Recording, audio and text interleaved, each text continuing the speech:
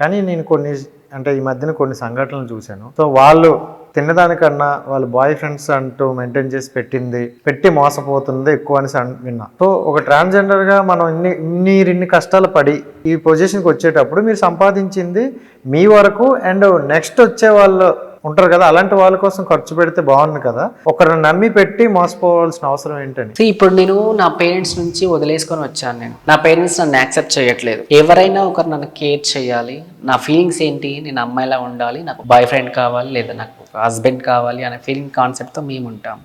ఇప్పుడు ఒక పర్సన్ వస్తాడు, ఇప్పుడు అది అమ్మాయి అయినా అబ్బాయి అయినా ఎవరైనా, ఇప్పుడు మీరే మీ లవర్కి ఇది అడిగితే ఇవ్వకుండా ఉంటారా? ఖచ్చితంగా ఇస్తారు. ఇప్పుడు మేము కూడా అలాగే అనుకుంటాం, అలా నమ్ముతాం కాబట్టి మేము అట్లా ఇవ్వాల్సి వస్తుంది. అందరు కాదు, కొందరు చాలామంది ఉంటారు మా దగ్గర అట్లా ఇచ్చేవాళ్ళు. సో అట్లా గుడ్డిగా నమ్మేస్తారు, ఎందుకంటే వాళ్ళ కేరింగ్ అట్లా ఉంటుంది మా పైన. నేను కూడా చాలా ఎక్కువ మందిని చూసా, విన్నాను కూడా దగ్గరగా స్టోరీస్ కొంతమందిని. సో మేము సంపాదించిందంతా వాళ్ళకే పెడుతున్నాం, వాళ్ళు మమ్మల్ని మోసం చేసి వెళ్ళిపోయాడు, ఇలా చేశాడు అలా చేశాడు అని తిట్టడం కూడా జరిగింది. బట్ అంతవరకు ఎందుకు తెచ్చుకోవడం అనేది? ఇప్పుడు అందరినీ ఒకేలాగా నేను చూస్తే అప్పుడు నాకు ఎవరు నా దగ్గరికి వచ్చే వాళ్ళు ఉండరు అన్నమాట. ఇప్పుడు ప్రతివాడు పురుషుడు అన్నవాడు ప్రతివాడు మోసం చేశాడు అనుకుంటే అప్పుడు నాకు అందరూ ఆపోజిట్ అయిపోతారు, శత్రువులు అవుతారు. సో అట్లా ఎట్లా అనుకుంటా చెప్పు, ఒక మగాడు తప్పు చేశాడు అని చెప్పి ప్రతి మగాడిని నిందించలేను కదా. సో ఇప్పుడు మీరు ట్రాన్స్ మార్చుకోవడం కోసం లక్షలు ఖర్చు పెడతారన్నారు కదా, రూపం అనేది మార్చడం అవసరమా? అది నాకు అవసరమే అనిపించింది. నేను అబ్బాయిని కాదు అమ్మాయిని అని చెప్పి. సో నేను అమ్మాయిని అని చెప్పినప్పుడు నేను అమ్మాయి లెక్కనే ఉండాలి. సో అందుకని నేను అట్లా రూపాన్ని మార్చుకోవాల్సి వస్తుంది. అంటే దేవుడిచ్చిన రూపాన్ని మార్చుకోవడం వల్ల మీకు ఎలా అనిపించింది అనమాట అది? అవును, నాకు కంఫర్టబుల్ అనిపించింది, నాకు బాగా అనిపించింది అది. అంతెందుకు, ఇప్పుడు దేవుడిచ్చిన రూపాన్ని ఎంతమంది యాక్టర్స్ మార్చుకోవట్లేదు, సర్జరీల ద్వారా ఆ సర్జరీ ఈ సర్జరీ అని చెప్పి. దేవుడిచ్చిన రూపాన్ని అలాగే ఉన్న అమ్మ కడుపుల నుంచి వచ్చిన రూపాన్ని ఎంతమంది మార్చుకోవట్లేదు. అందులో నేను మార్చుకోవడం ఇంతేముంది ఇందులో? వాళ్ళే మీకు ఇన్స్పిరేషన్ నేను చెప్పను, ఏదో నా అవసరానికి నేను అది వాంటెడ్గా అయితే చేయట్లేదు కదా. సో ఓకే, మీరు ఇలా ఉన్నన్ని రోజులు ఇలా అయిపోద్ది కదా, ఎండ్ ఆఫ్ ది డే మిమ్మల్ని చూసుకునేది ఎవరు? ఇప్పుడు మాకంటూ గురువులు ఉంటారు, నా కింద వేరే పిల్లలు ఉంటారు, నా శిష్యుల కింద శిష్యులు ఉంటారు. ఇట్లా అవుతూనే ఉంటుంది, జనరేషన్ ఇట్లా మారుతూనే ఉంటుంది అన్నమాట. సో ఇప్పుడు నాకు ఏమన్నా అయినా నా కింద ఎవరైతే ఉన్నారో నా పిల్లలు చూసుకుంటారు, నా పైన నా గురువు మంచిగా ఉంటే నా గురువు నన్ను చూసుకుంటారు. మీ గురువు ఉన్నారా? మీ గురువు ఆర్తి గారు. ఓకే, ఆవిడ మీకు చూసుకున్నారు. అవును. సో ఇప్పుడు మీరు మీ కింద వాళ్ళని చూసుకుంటారు. అవును, అట్లా. సో వాళ్ళకి ఏం కావాలని మీరే చూసుకుంటాం. అది మంచి అయినా చెడైనా హెల్ప్ అయినా ఇంకేదైనా ఏదైనా సమస్య వచ్చినా మేమే తీసుకుంటాం. అంటే ఇప్పుడు ట్రాన్స్జెండర్ లో కూడా గురువులు అంటూ కొంతమంది ఉంటారు. ఇప్పుడు ఒక తల్లిదండ్రికి పిల్లలకి పేరెంట్స్ ఎంత ముఖ్యమో, ఇప్పుడు మా శిష్యుల గుణంగా నా గురువు ముఖ్యం, నేను నా పిల్లలకి ముఖ్యం అన్నమాట. ఇలా గురువులు ఎంతమంది ఉన్నారు అనుకుంటా? చాలా మంది ఉంటారు. ఇప్పుడు నాకు నచ్చిన గురువుని నేను ఎంచుకుంటా. అంటే ఇప్పుడు పేరెంట్స్ని పిల్లలు ఎంచుకున్నట్టు గురువుని ఎంచుకుంటారా? బాండింగ్ క్రియేట్ చేసుకుంటాం. ఒక అత్తయ్య, ఒక అమ్మ కోడళ్ళు, వదినలు, మరదళ్ళు, ఇట్లా మా కమ్యూనిటీలో మేమే బాండింగ్స్ అనేది క్రియేట్ చేసుకుంటాం. ఇప్పుడు సొసైటీలో చూసుకుంటే కొంతమంది ట్రాన్స్జెండర్ అది మారకుండా అదే ప్లేస్తో ఉంటూ మారకుండా కొన్ని వీడియోస్ అవ్వచ్చు, కొన్ని ప్రోగ్రామ్స్ అవ్వచ్చు చేస్తున్నారు. సో ఎలా అనిపిస్తుంది మిమ్మల్ని వాళ్ళని చూస్తుంటే? మీకు నాకేమనిపిస్తుంది అంటే, ఇది ఇప్పుడు నేను ట్రాన్స్జెండర్, ఇప్పుడు చీర కట్టుకొని పోయాను, నేను ట్రాన్స్జెండర్. నాలాగా ఒక మగాడు చీర కట్టుకొని వెళ్తాడు, వాడు అక్కడ ఇంటి దగ్గరికి వెళ్ళిన తర్వాత అక్కడ మంచి చేయొచ్చు, చెడు చేయొచ్చు. కానీ వాళ్ళు ఏమనుకుంటారు, వీడి చీర కట్టుకొని వచ్చాడు కాబట్టి కొజ్జవాడు అంటారు. కానీ అసలు అసలైన కొజ్జవాడా, ఒరిజినల్ కొజ్జవాడా అనేది వాళ్ళకి క్లారిఫై అనేది ఉండదు. అది ఎలా తెలుసుకోవచ్చు? అది ఎలా తెలుసుకోవాలంటే ఎలా తెలుసుకుంటాం అంటే మీరు కూడా ఇప్పుడు జనాలకి మీరు కూడా ఒకటి చెప్పాలి. ఇప్పుడు మేము ఈ టైపు అనేది ఐడెంటిఫై అంటే ఇవ్వాలంటున్నాను. ఎందుకంటే అందరూ వచ్చి అడుగుతున్నారు. మీరు ఇందాక ఒక మాట్లాడిన బస్ స్టాప్ దగ్గర సిగ్నల్ దగ్గర ఆపేటప్పుడు సింపుల్గా అడిగే వాళ్ళు ఉంటారు, రుబాబ్ చేసి అడిగే వాళ్ళు ఉంటారు.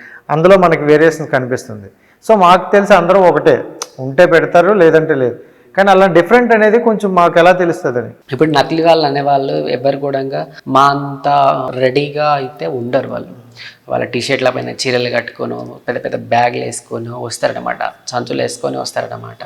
వాళ్ళకు పైన జుట్లు ఉండవు, షేవింగ్ చేస్తూ ఉంటారు. కొందరు షేవింగ్ చేస్తారు, కొందరు షేవింగ్ చేయకుండానే వస్తారు.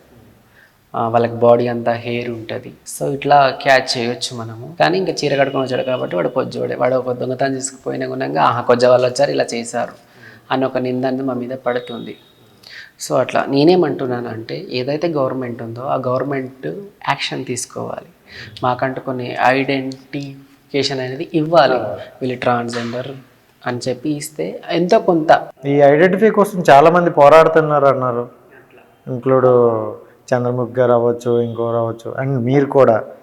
సో ఎంతవరకు అనిపించింది మీకు చేసేటప్పుడు? అంటే రెస్పాండ్ అవుతున్నారా సీనియర్? అవుతారు. అప్పుడు ఎందుకు అవ్వరు? కొందరు అవుతారు, కొందరు అవ్వరు. ఒకవేళ అయితే కనుక మేము ఇప్పుడు ఈ సిచ్యువేషన్ మాకు ఇంకా ఉండకుండా నేను అంటాను. ఇది చాలా రోజుల నుంచి ఇంకా స్ట్రైకులు అవుతూనే ఉన్నాయి, ఫైట్ చేస్తూనే ఉన్నారు.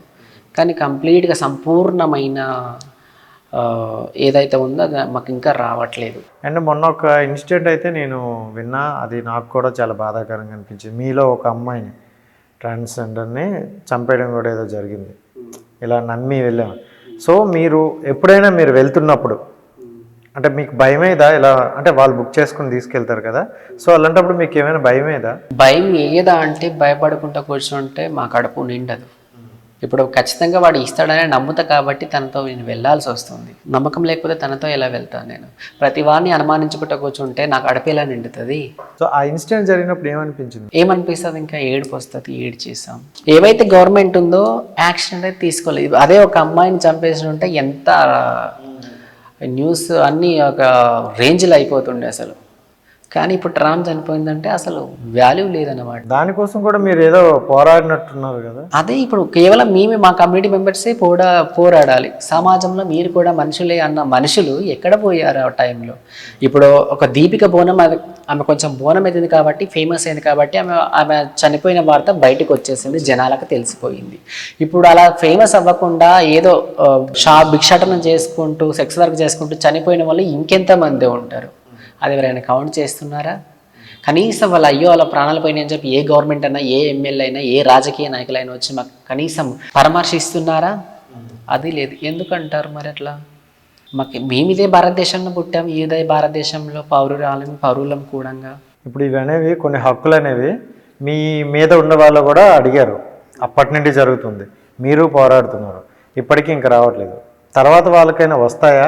అదే ఇప్పుడు నాదేదో అయిపోయింది, కానీ ఇప్పుడు వచ్చే జనరేషన్ గుణంగా నేను పడ్డ కష్టం వచ్చే జనరేషన్ వాళ్ళు పడకూడదని చెప్పి మా వాళ్ళు ఫైట్ చేస్తూనే ఉన్నాం మేము ఇంకా. కానీ ఇంకా సంపూర్ణంగా వాళ్ళు మాకు ఎలాంటివి ఇవ్వట్లేదు. అండ్ ఇప్పుడు చూసుకుంటే చిన్నతనంలోనే చాలామందికి ఈ ఫీలింగ్స్ అనేవి వస్తాయి అంటారు. వాళ్ళు పేరెంట్స్కి చెప్పుకోలేరు, ఒక్కొక్కసారి ఇల్లు వదిలి వెళ్ళిపోయే పరిస్థితి ఉంటుంది. అలాంటి వాళ్ళు మీరు ఏమైనా చేరదీసి వీళ్ళకంటూ ఒక ప్లాట్ఫామ్లా చూపిస్తున్నారు? ఖచ్చితంగా అట్లా చూపిస్తున్నాం కాబట్టి ఇప్పుడు పిల్లలు అనేవి పెద్ద పెద్ద వాళ్ళ దగ్గర పిల్లలు అనేవి ఇట్లా ఉన్నారు. కొందరు భయపడతారు, మమ్మల్ని అడగడానికి కూడా భయపడతారు. వాళ్ళకు మెంటల్గా ఫిజికల్గా కరెక్ట్ ఉండరు అన్నమాట. ఎవరికి చెప్పుకోవాలో అర్థం కాదు, పేరెంట్స్ చెప్పాలో అర్థం కాదు. ఒకటి చూస్తే స్కూల్లో ఫ్రెండ్స్ తోటి టార్చర్ ఉంటుంది, ఒకటి టీచర్తో టార్చర్ ఉంటుంది, పక్కింటి వాడు ఎదిరింటి వాళ్ళతో టార్చర్ ఉంటుంది. అలా అని చెప్పి నేను పేరెంట్స్కు చెప్పలేను. ఒకవేళ వాళ్ళకి తెలిసినా వాళ్ళు చీదరించుకుంటారు. అలాంటప్పుడు నేను ఎవరికి చెప్పాలి? సరే, ఈ ట్రాన్స్జెండర్ తోబా అనేది నాకు తెలియదు, అసలు ఈ వే అనేది నాకు తెలియదు. నేను ఇట్లా ట్రాన్స్జెండర్కి వెళ్తే నేను ఇట్లా నన్ను అమ్మాయిగా మార్చారు, నేను హ్యాపీగా ఉంటాను, అక్కడ కష్టమైన నష్టమైన నేను ఉంటానని చెప్పి ఎవరైతే ఆ పిల్లోడు ఉండో ఆ పిల్లోడికి అవగాహన అనేది ఉండదు. ఉండక ఏం చేస్తాడు? సూసైడ్ చేసుకుంటాడు, పక్క చేసుకుంటాడు. ఎందుకంటే ఆ సూసైడ్ నేను కూడా చేసుకున్నాను కాబట్టి, నాకు అవగాహన లేనప్పుడు నేను కూడా సూసైడ్ చేసుకున్నారు. నాకు అర్థం కాలేదు, ఎవరికి ఇట్లా చెప్పాలనో అర్థం కాలేదు.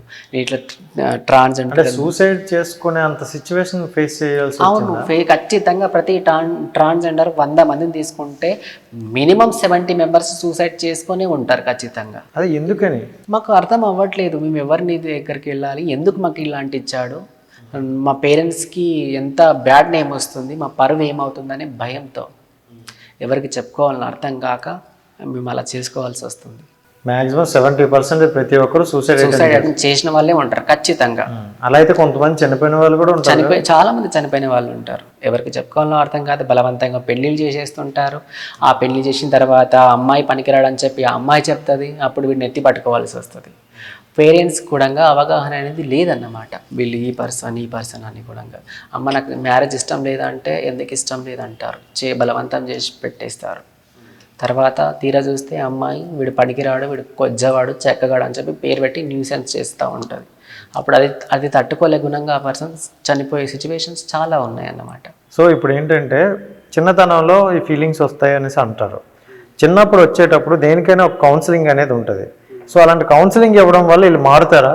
కౌన్సిలింగ్ చేయడం వల్ల మారుతారంటే ఇంతమంది అవ్వేది కాకుండా ఇప్పుడు మా దగ్గర ఇప్పుడు నా క్వాలిఫికేషన్ అయితే ఇంటర్మీడియట్ డిగ్రీ డిస్కంటిన్యూ అయింది. మా కమ్యూనిటీలో చాలా మంది చదువుకున్న వాళ్ళు ఉన్నారు, డాక్టర్స్ కూడా ఉన్నారు. ఒకవేళ కౌన్సిలింగ్ వల్లనే వాళ్ళు మారుతారు అనుకుని ఉంటే ఈ డాక్టర్స్ ఎంటెక్లు బీటెక్లు చేసిన వాళ్ళు ఎందుకు వస్తారు? అంటే నేను అంటుంది ఏంటంటే చిన్నప్పుడు ఏదంటారు కదా, మొక్కప్పుడు అంచకపోతే మూలప్పుడైనా, చిన్నప్పుడే దీన్ని కౌన్సిలింగ్ చేస్తే యూజ్ ఉంటుందా ఉండదా? బట్ మీ దగ్గరకు వచ్చే వాళ్ళకి మరి మీరు కౌన్సిలింగ్ చేసి మళ్ళీ వాళ్ళ పేరెంట్స్ దగ్గర పంపిస్తారంట కదా. అది మేము చెప్తామన్నమాట. ఏం చెప్తామంటే ఈ కమ్యూనిటీలోకి వస్తే ఇట్లా ఇబ్బందులు ఉంటాయి, అలాగే నేను ఒకటి ఏం చెప్తా అంటే కొందరేమో ఫీలింగ్స్ ఓన్లీ ఇన్నర్ లోన మాత్రమే ఉంటాయి, కొందరేమో బాహ్యంగా కనిపిస్తారు.